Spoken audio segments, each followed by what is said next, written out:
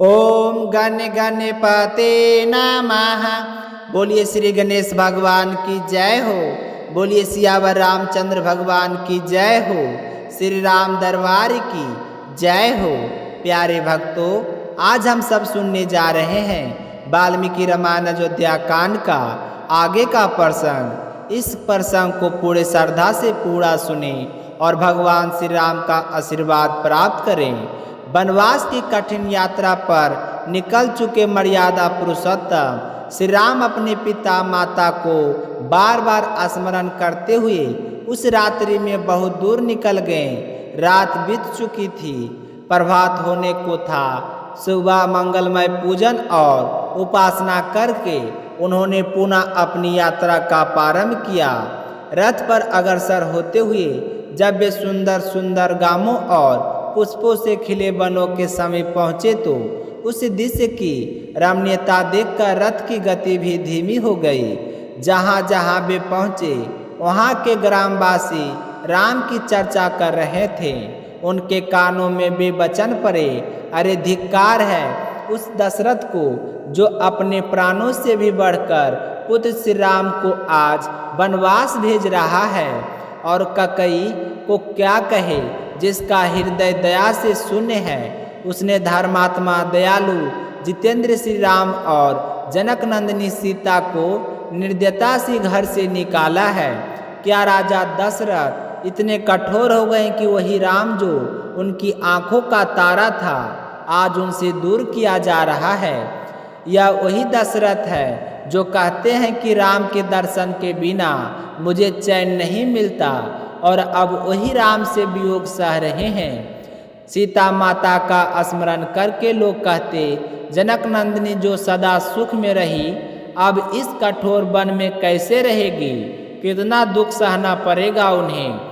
इन चर्चाओं को सुनकर भी भगवान राम मौन रहे। उन्होंने एक शब्द भी ना कहा। शांत मन से रथ आगे बढ़ता गया।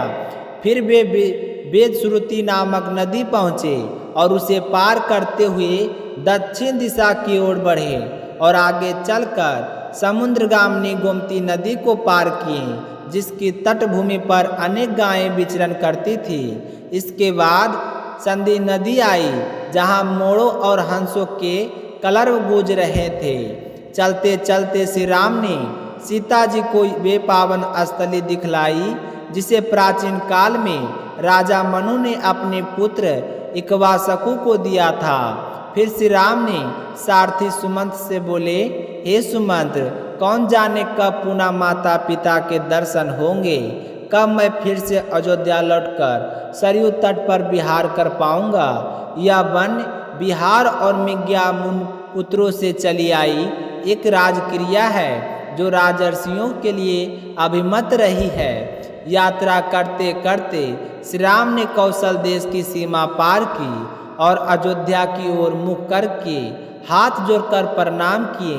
हे अयोध्या, हे इक्ष्वाकुंसी वंश राजाओं द्वारा पालित पुण्य भूमि, मैं तुमसे और तुम्हारे रक्षकों देवताओं से आज्ञा चाहता हूँ कि वनवास की अवधि पूर्ण कर जब मैं महाराज दशरथ का ऋण चुकाकर लौटूंगा तब पुनः तुम्हारे दर्शन करूंगा और माता पिता से मिलूंगा।